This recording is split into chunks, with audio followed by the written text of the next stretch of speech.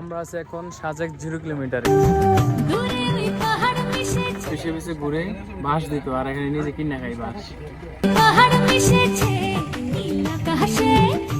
আমরা আছি এখন বাগেরহাট আর্মি ক্যাম্পে।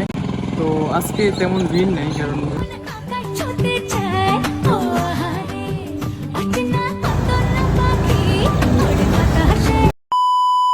আসসালামু আলাইকুম গাইস, সবাই কেমন আছেন? আশা করি অনেক ভালো আছেন। আমি আপনাদের অনেক ভালো আছি গাইস। আজকে আমাদের যাত্রা হচ্ছে কুমিল্লা থেকে কিভাবে সাজেক যাব। এই পর্যায়ে আমরা চান্দিনা থেকে একটু লোকাল বাস ধরে আমরা ক্যান্টনমেন্ট যাই। তো ক্যান্টনমেন্ট যে মেইন গেট আছে ওইখান থেকে আমাদের মূলত বাসটি ছাড়বে। এই যে দেখতে পাচ্ছেন, এটা হচ্ছে ক্যান্টনমেন্টের মেইন গেট। আর এটার সামনে থেকে শান্তি পরিবহনের এক বাস দিয়ে আমরা যাব হচ্ছে খাগড়াছড়ি।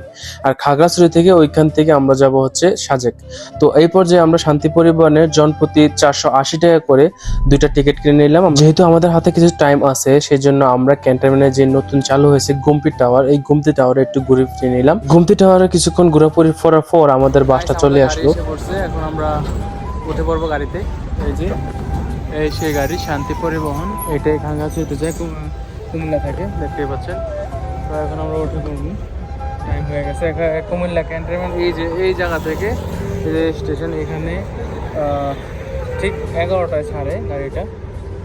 যারা যাবেন অবশ্যই টাইম মেনটেন করে যাবেন, আর তাদের নাম্বার তো দেওয়া আছে, যারা আগে ভিডিওটা দেখছেন আর কি। রাত 11টা বাজে বাস ছাড়ার পর রাত 4টা বাজে আমরা খাগড়াছড়ি অলরেডি পৌঁছে গেছি। যেহেতু আমাদের হাতে অনেক সময় আছে, সেজন্য যেহেতু আমরা ফ্যামিলি যাচ্ছি, সেজন্য একটা হোটেল নিলাম কিছু সময় রেস্ট করার জন্য। তারপর সকাল 7টা বাজে হোটেল থেকে বাইর হয়ে আমরা সিএনজি ভাড়া করে নিলাম। যেহেতু আমরা ফ্যামিলি যাচ্ছি আর এক রাত থাকবো, সেই কারণে আমরা সিএনজিটি ভাড়া নিলাম 5200 টাকা দিয়ে। দেখতেই পাচ্ছেন আমরা ফার্স্টে আমরা যাচ্ছি হচ্ছে বাগাইহাট আর্মি ক্যাম্পে, কারণ বাগাইহাট আর্মি ক্যাম্প থেকে সকাল 10:30 বাজে প্রথম স্কট ছাড়বে। তো সেই কারণে আমরা ওইখানে 10:30টার আগে থাকতে হবে।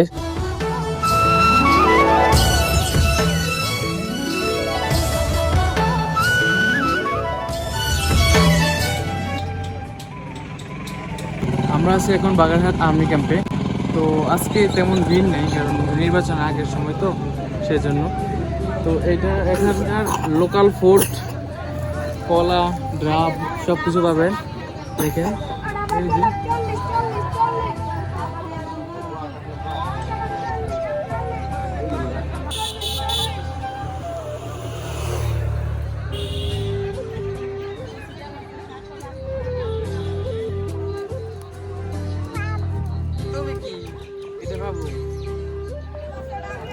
আমরা আছি এখন বাগেরহাট আর্মি ক্যাম্পে। এখানে সকালে স্কট ছাড়বে হচ্ছে 10:30টায়, সেটার জন্য অপেক্ষা করতেছি। আর এখানে লোকাল ফুড যারা কিনতে চান অনেক রিজনেবল প্রাইসে, এখানে ডাব 40 টাকা 50 টাকা ভিতরে পাবেন, কলা সব কিছু দেখতে পাচ্ছেন।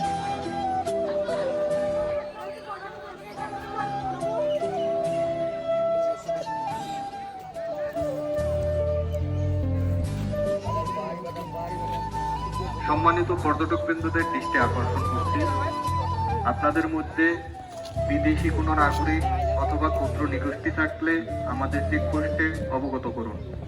সম্মানিত পর্যটক বৃন্দ, চলার পথে পথচারী শিশুদের কোনো প্রকারের গিফট অথবা চকলেট দিবেন না, যা সংগ্রহ করার সময় দুর্ঘটনার কারণ হতে পারে। চালক ভাইদের দৃষ্টি আকর্ষণ করছি, সর্বপ্রথমে আমাদের পুলিশের এসকর্ট থাকবে। কোনো ক্রমে পুলিশের এসকর্ট ওভারটেকিং করা যাবে না। সর্বশেষে আমাদের সেনাবাহিনী এসকর্ট থাকবে। আমাদের সিএনজির উপরের যে কভারটা, এটা এখন উঠে দেওয়া হবে, তাতে করে আমরা যে পাহাড়ের যে দৃশ্যগুলা তা সুন্দরভাবে উপভোগ করতে পারবো। তো ড্রাইভার ভাই এখন আমাদের এটা উঠিয়ে নেবে। পিছনে মাইক্রো চালকদের দৃষ্টি আকর্ষণ করছি, আপনারা মাইক্রোগুলোর সামনে চলে আসুন। এই যে আমাদের এটা খুলে দেওয়া হয়েছে এখন, আর সামনে অলরেডি আর্মি চেকপোস্ট বসে গেছে। এখন ছেড়ে দেওয়া হবে সবাইকে, এক এক করে সবাই যাচ্ছে আর কি। খাগড়াছড়ি থেকে বাগাইহাট আর্মি ক্যাম্পে আসতে আমাদের 1.5 ঘন্টার মতো সময় লাগছে, আর বাগাইহাট আর্মি ক্যাম্প থেকে সাজেক যেতে আরো 2 ঘন্টার মতো সময় লাগবে। মোট 3.5 ঘন্টা 3 ঘন্টার মধ্যে আমরা সাজেক যেয়ে পৌঁছাবো। গাইস, সিএনজি, মাহেন্দ্রা বা চাঁদের গাড়ি ভাড়া নিয়ে একটা প্রশ্ন থাকে। আসলে খাগড়াছড়ির প্রশাসন সেটাকে নিয়ে একটা ভালোভাবে একটা চার্ট দিয়ে থাকে, সিএনজি ভাড়া কত বা চাঁদের গাড়ি বা মাহেন্দ্রা কত। হচ্ছে আপনি সাজেক কত দিন থাকবেন, একদিন থাকবেন নাকি 2 দিন থাকবেন, সেটা নিয়ে হচ্ছে সে চার্ট অনুযায়ী ভাড়া হয়। বলতে পারেন খাগড়াছড়ি থেকে সাজেক যাওয়া পর্যন্ত পুরোটাই প্রশাসনের উপর ভিত্তি করে যেতে হয়, কারণ ওখানে সেফটিরও ব্যাপার আছে। সম্ভবত আরেকটা স্কোয়াড আসতেছে, সেই কারণে এখানে সবাইকে থামিয়ে রাখা হয়েছে। আর ওইগুলো আসলে আপনার আমাদেরকে ছাড়া হবে আর কি। সবাই আসতেছে। খবর টুরিস্টদের জানানো যাচ্ছে আপনারা ক্যাম্পের কোনো কিছু ভিডিও করেন না।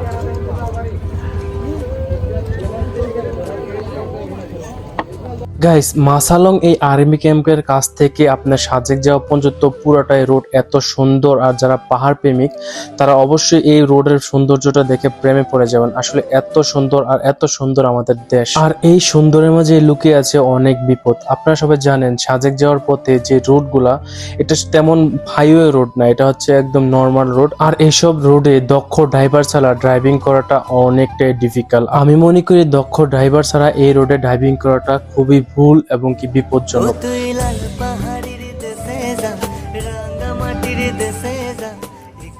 সাজেক যাওয়ার পথে লাস্ট যে 5 কিলোমিটার সেটা অনেকটাই ভয়ঙ্কর এবং কি অনেক উঁচু, সেই কারণে প্রত্যেকটা গাড়ি এইখান থেকে চেক করে আবারও সাজেকের উদ্দেশ্যে রওনা দেওয়া হয়। A few moments later. সাজেকে আসার পর ফার্স্টে আমরা একটা রিসোর্ট বুকিং করি, তারপর ফ্রেশ ট্রেশ হয়ে খাবার দাবার করে আমরা কংলাক পাহাড় উদ্দেশ্যে রওনা দিই। দেখতে পাচ্ছেন আমরা কংলাক পাহাড় উদ্দেশ্যে রওনা দিলাম। আমাদের ভাড়ার যে চ্যাটে লেখা ছিল কংলাক পাহাড় এবং কি আরো 2-1টা স্পট ঘুরে দেখাবে। গাইস, এটা হচ্ছে কংলাক পাহাড়, সাজেকের সবচেয়ে বড় পাহাড়। তো সেটাতে উঠতেছি আর কি মিনি। তো দেখেন অনেকগুলো সিঁড়ি নিচ থেকে অনেকগুলো সিঁড়ি উঠে এই মাঝখানে আসলাম, এসে এখন ভিডিও করতেছি। আর এই যে উঠতেছি দেখেন,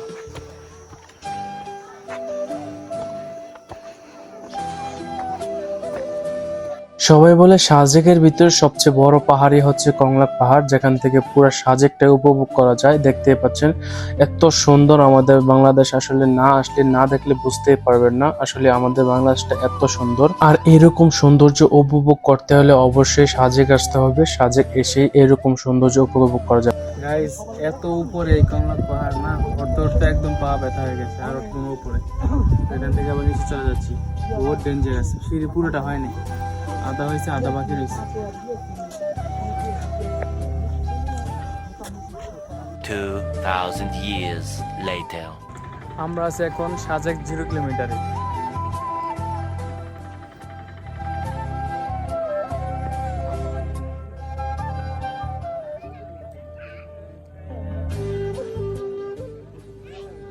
আর গাইস, এটা হচ্ছে সাজেকের হেলিপ্যাড, আর এটাকে সাজেকের সবচেয়ে সুন্দর স্পট বলে থাকে। আর এখান থেকে ভারতের মিজোরাম ভিউ এবং কি বাংলাদেশ সাইড ভিউ দেখা যায়। আর এই হেলিপ্যাডের পাশে আপনার সাজেকের যে লোকাল ফুডগুলা সেগুলা পাওয়া যায় বিকেল 4টা থেকে রাত 12টা পর্যন্ত।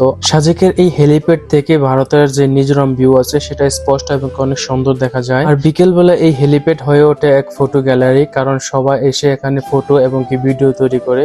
দেখতে পাচ্ছেন আমি একটু ভাবসাব নিয়ে ভিডিও তৈরি করলাম। এখন আছি বর্তমানে হেলিপ্যাডে, এই যে দেখতেছেন হেলিপ্যাড সাজেকের।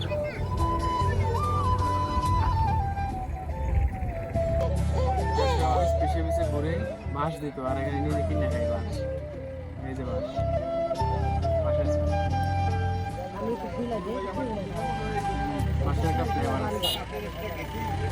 A few moments later. সাজেকে এসে প্রথম ডেটে এভাবে ঘোরাফেরা করে চলে যায়। আর এটা হচ্ছে আমাদের রিসোর্ট, যা ভাড়া পড়েছে এক রাতের জন্য 2000 টাকা। এটা হচ্ছে মনপরা রিসোর্ট, আসলে অনেকটাই সুন্দর এই রিসোর্টটা। আর দেখতে পাচ্ছেন আসলে সামনের ভিউটা গাইস জাস্ট অসাধারণ।